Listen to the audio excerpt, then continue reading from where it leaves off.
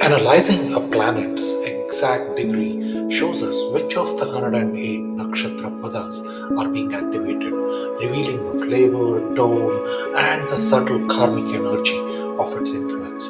We'll try to understand how going deeper with divisional charts or vargas can unlock even more precision and depth.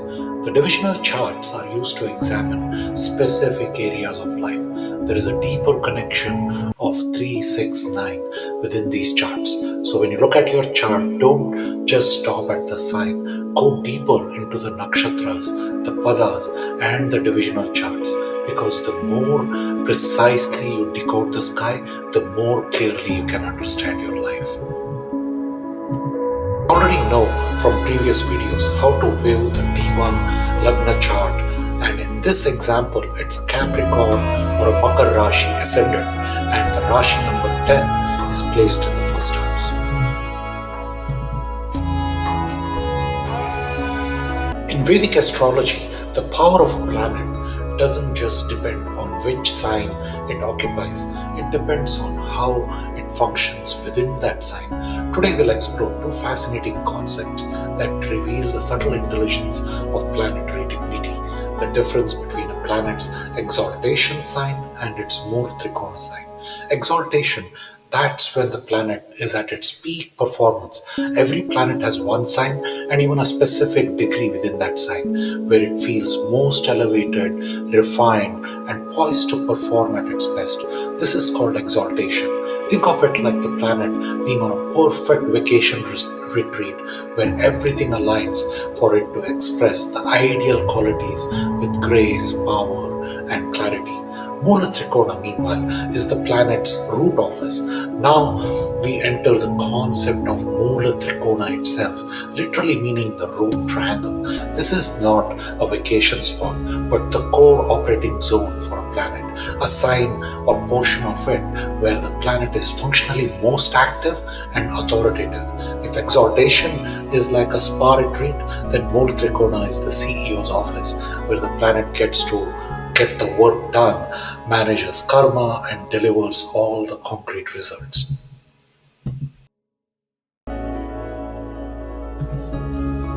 Here is a table listing the planets in their exalted state at specific degrees of exaltation. Sun is exalted in Aries at 10 degrees, expressing divine leadership and confidence. Moon is exalted in Taurus at 3 degrees, offering emotional stability and nurturing. Jupiter is exalted in Cancer at 5 degrees, radiating wisdom, protection, and nourishment. In exaltation, a planet radiates its purest intent, often without resistance. But remember, it's not where it lives, it's where it shines momentarily. Here is a table listing the planets in their mool trikona state at specific degrees. Sun's mool trikona is Leo, its own sign, from 0 degrees to 20 degrees. Mars mool trikona is Aries, from 0 degrees to 12 degrees. Jupiter's mool trikona is Sagittarius, from 0 degrees to 10 degrees. You may notice how Moon's mool trikona is not its own sign, Cancer, but Taurus. In the story of nakshatras, there is a very, very beautiful theme that is highlighted, where Moon's favorite is Rohini and its four padas fall in Taurus. So here, the planets may not feel as comfortable as they are in exaltation, but it is more responsible, efficient, and karmically engaged.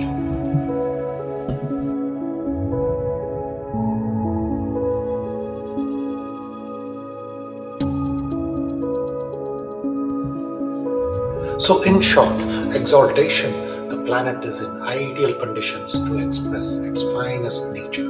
And in Mool Trikona, the planet is in its true command center.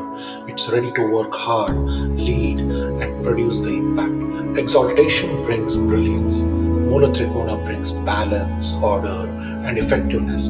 So both are very powerful, but they serve different roles in the chart and in your journey.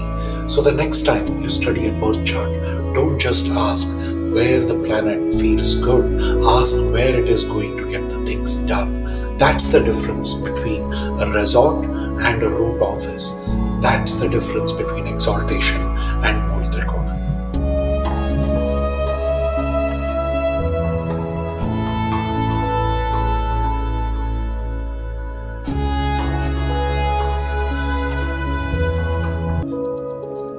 When a planet is placed in its own Rashi, a sign that it rules and governs by nature, it's called as a Swakshetra Graha. The term Swakshetra comes from Sanskrit word Swa, meaning self, and a Kshetra, meaning territory or domain. A planet that resides in its own zodiac sign that it naturally rules is like a king in his own kingdom or a professional working from their home base. And in such a position, the planet feels empowered, authoritative, and well resourced, capable of delivering long lasting, stable, and beneficial results. So, some of the examples of Swakshetra placements are Sun in Leo, the moon sign, which yields royalty, power, and leadership. Moon in Cancer, Karka, is emotional depth, nurturing, and intuition. Mars in Aries, or Mesha, or Scorpio, is bold action, inner transformation. Mercury in Gemini or Mithuna or in Virgo is about intelligence, communication, and analysis itself. So, this way we can look at some of the planets positioned in a not only comfortable position, it's in control, it knows the terrain, it sets the rules, and delivers the results with clarity and strength. And when strength meets affliction, however, these Swakshetri grahas can even face challenges. If the planet is aspected by malefics involved in a combustion or caught in difficult conjunctions, its natural strength may be compromised. Think of it as a king trying to rule during a siege or when he's under attack, still capable but now under pressure. So while Swakshetra placements are highly beneficial, they must be read in the full context of the chart. Planets in their own signs tend to give sustained results, especially over time. They indicate inherent strengths, natural abilities, and the core areas of life where stability can be built. They also form a solid base for yogas and combinations, becoming foundational forces in a person's destiny. So, when a planet is sitting on its own sign, recognize it as a force that knows what it's doing. It's ruling its domain with wisdom, confidence, and karmic maturity. In Vedic astrology, planets have personalities, alliances, and rivalries. And just like in human relationships, their interactions with one another can greatly affect how they express themselves in the chart. The concept of planetary friendships and enmities helps us understand why a planet may behave positively or feel challenged in a certain sign or conjunction. The two cosmic camps, which are the planetary groups, at the core of this concept lie two planetary groups that own karmic flavor and have their own elemental nature. So, the group one, the royal and noble forces, the Sun, Moon, Mars, and Jupiter. This group represents purity, power, inspiration, and divine purpose. These planets are often aligned with Dharma, the righteous action, the inner light, and cosmic leadership.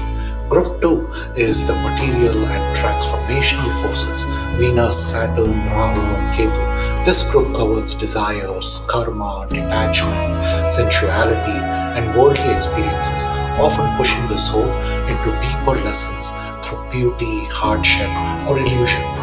Mercury, meanwhile, is the cosmic diplomat. Mercury stands at the intersection of both the worlds. It is the only planet that doesn't firmly belong to either of the groups. Mercury can form alliances with both the groups depending on its company, conjunctions, and sign placement. It reflects adaptability, neutrality, and intelligence. That's why Mercury is often called the prince of the planetary kingdom, able to mediate, communicate, and learn from both sides. So, why the planetary friendship matters? Understanding which planets are friends or enemies tells us how they will behave when placed in each other's sign, whether they will support neutralities or challenge one another.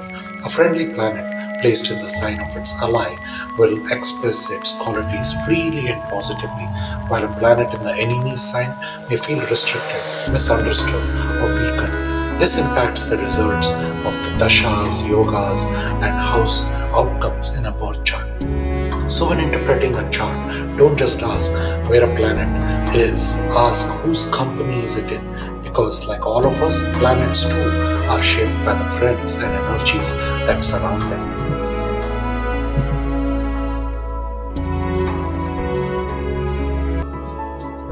The birth chart is a multidimensional map of the soul's karmic design, and the deeper we go, the more refined and revealing the picture becomes. But there's one key that unlocks all these doors. It should be an accurate birth time.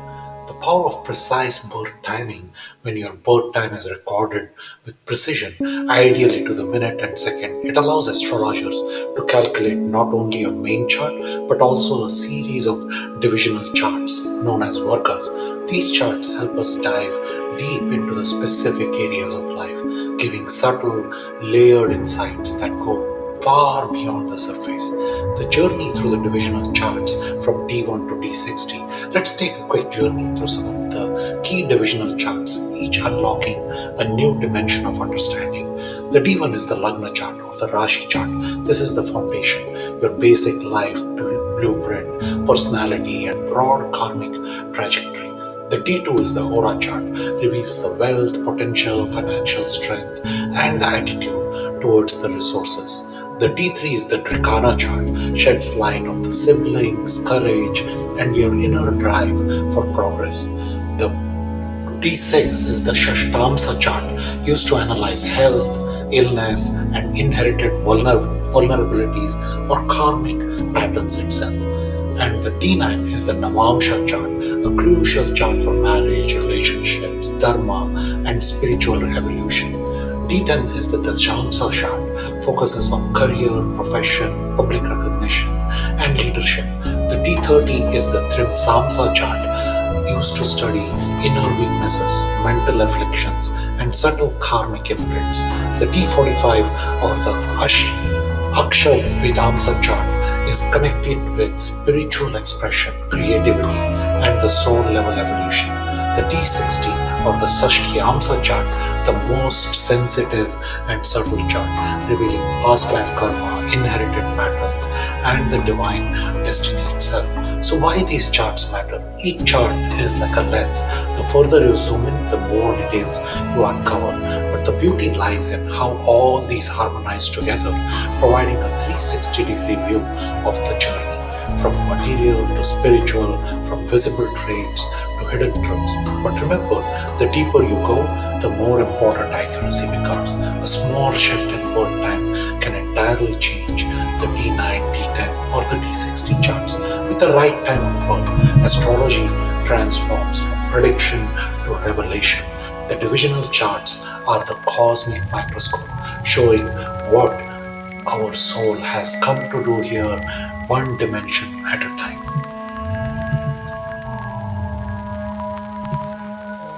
In today's world, astrology software can give the divisional charts in just seconds, but behind every automated output, there lies a divine calculation, a system of precision that the ancient rishis passed down through sacred scriptures. To truly grasp the power of divisional charts, it helps to understand how they are actually prepared, so you can appreciate what these charts reveal and what makes them so insightful. So that is why we need to understand the construction of divisional charts. When you learn how a chart is built, you learn why it works. You begin to see the structure behind the symbolism and develop a deeper connection with the chart as a living map of karma and purpose.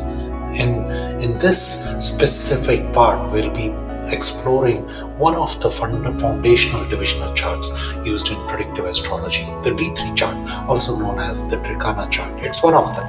And what is a D3 chart? It's basically used to analyze the natives, siblings, courage, vitality, and the inner strength. It gives additional insight into the third house, the themes of the third house in your life, such as short journeys, communication, and effort. The steps to prepare the D3 chart manually using the degrees of planets from the main birth chart or D1 is provided here. Since we divided the Rashi sign of 30 degrees into 3, we got 10 degrees each. So there are 3 Drikanas, and the Drikanas map to specific Rashis, and you can lay that out in the D3 Drikana chart based on the Nakshatra Padas as well. So while software may give us speed, understanding gives us depth, and in Vedic astrology, depth leads to clarity and clarity leads to wisdom. So here is a D6 chart, Shastamsa, and how it is prepared. Let us go deeper into the realm of health, diseases, and physical well-being related to the sixth house. And exactly this Sashtamsa chart is doing that. It is breaking down the details of the sixth house. Sashta means six and Amsa means division. In this chart, each Rashi or zodiac sign of 30 degrees is divided into 6 equal parts of 5 degrees each. The D6 chart is primarily used to analyze a person's physical health, karmic afflictions, disease patterns, and even the strength of immunity and healing ability. And if the D1 chart tells us what we are born with, the D6 reveals how our body handles karma loads, especially when malefic influences or medical challenges arise in our life. The odd and the even signs rule is used for placing the planets into the Rashis for the D6 chart. The odd Rashis are Aries, Gemini, Leo, Libra, Sagittarius, and Aquarius. The even Rashis are Taurus, Cancer, Virgo, Scorpio, Capricorn, and Pisces. The D6 chart helps identify areas where you may face chronic conditions, accidents, or recurring imbalances, especially when malefic planets or unfavorable dashas activate these zones. It's also useful in medical astrology, helping guide lifestyle changes, spiritual remedies, or even understanding when healing energy is the strongest. Just like every tree has roots beneath the surface, your D6 chart shows the hidden roots of physical health and karmic endurance, and understanding it begins by learning how it's built. There is an old saying, marriages are made in heaven, but in Vedic astrology, it's taken even deeper because the alignment of your soul's partnerships, purpose, and potential is written not just in the stars, but in a special chart called the Navamsha or the D9 chart. This sacred chart is intimately connected to the 108 Nakshatra Padas, and why its meaning goes far beyond just marriage. So the Nakshatras based Navamsha chart. This chart is the 9th divisional chart in Vedic astrology, derived from dividing each zodiac sign into 9 equal parts of 3 degrees 20 each. That gives us a total of 108 parts, exactly the number of Nakshatra Padas. Yes, that's the same 108 that forms the beats of a mala, the vibrations of the mantras, and the cosmic rhythm of the soul's breath. There is no coincidence, it's a cosmic intelligence. Each nakshatra pada directly maps to a Navamsha position, making the D9 chart a mirror of the karmic DNA. So Navamsha is typically linked to marriage, but it is so much more. Traditionally, the D9 chart is known for revealing the truth about marriage partnerships and dharma, and rightly so. It shows the nature of the spouse, the quality of the relationship, and timing of important unions in life. But in the D9, there is more than a marital map.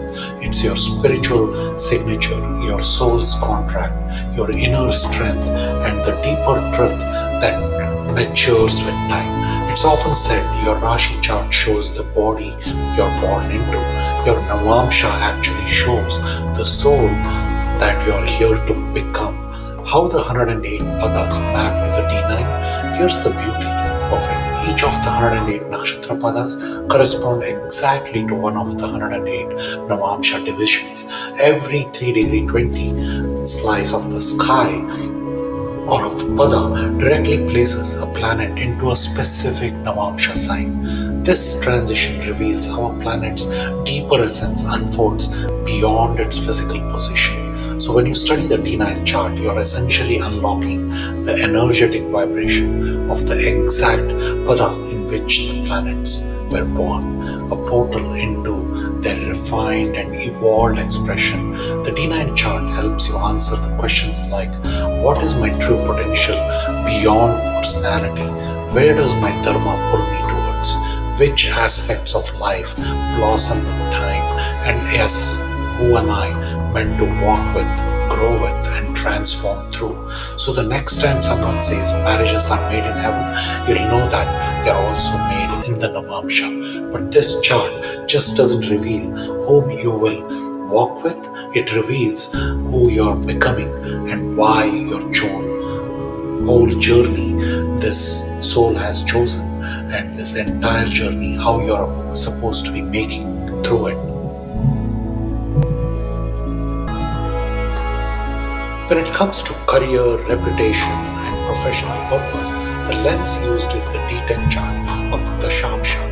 In the birth chart, if it's showing your identity and the Navamsha is revealing dharma, then the D10 is revealing your karma, the role you're meant to play in the world of work and society.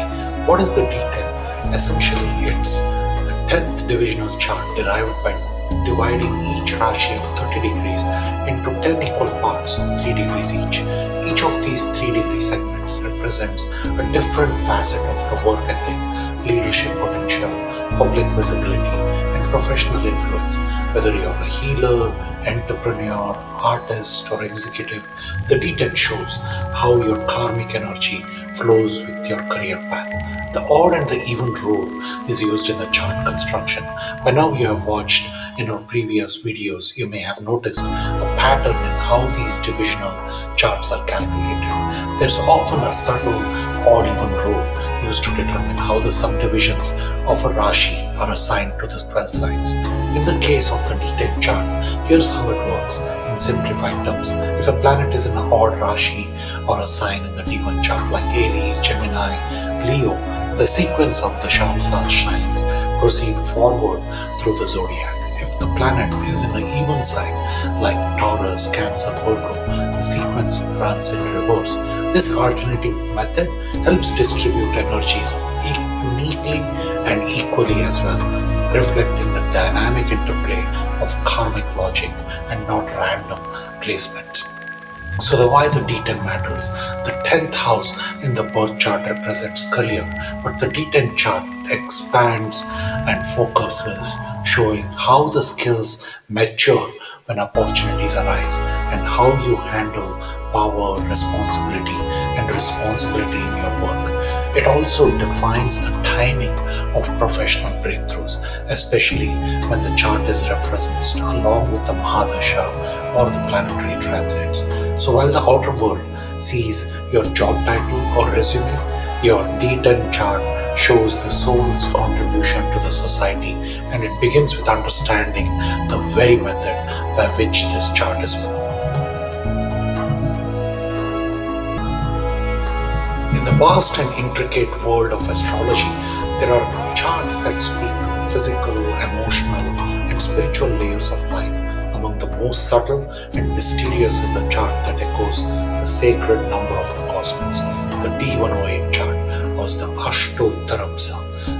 This chart is not used in basic astrology readings and rarely used by many practicing astrologers. But when understood, it can offer a glimpse into the deepest layers of karma, spiritual progression, and the soul resonance.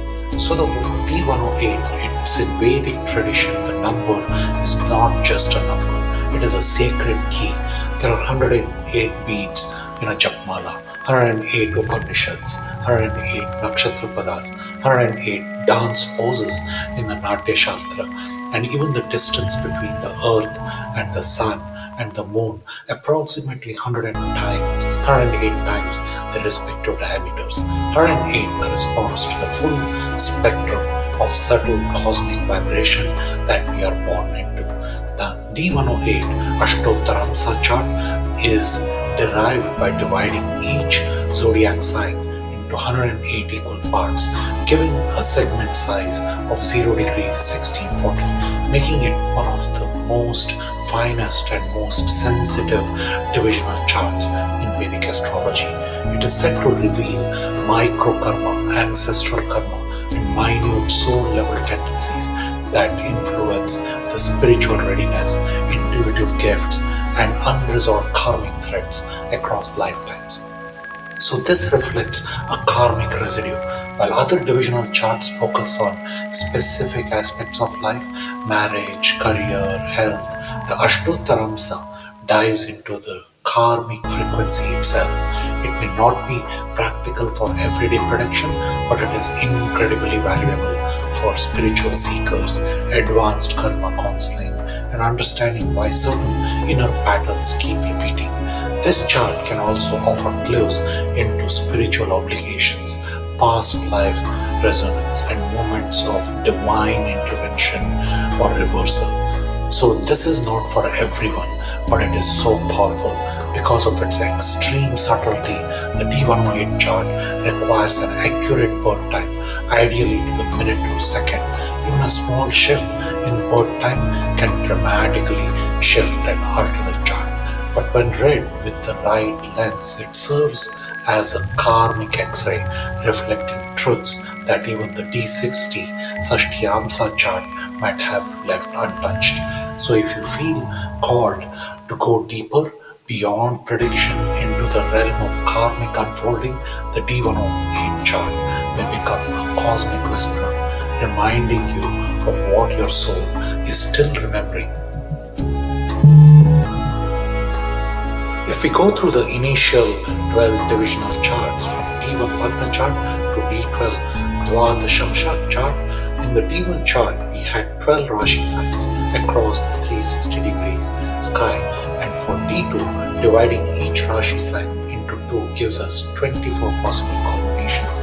Similarly, continuing with all the other divisional charts from D3 to D12, where the Rashi sign was divided to access the house specific details, and adding all of these divisions gives the cosmic number 936, which is the divine sequence, the cosmic sequence.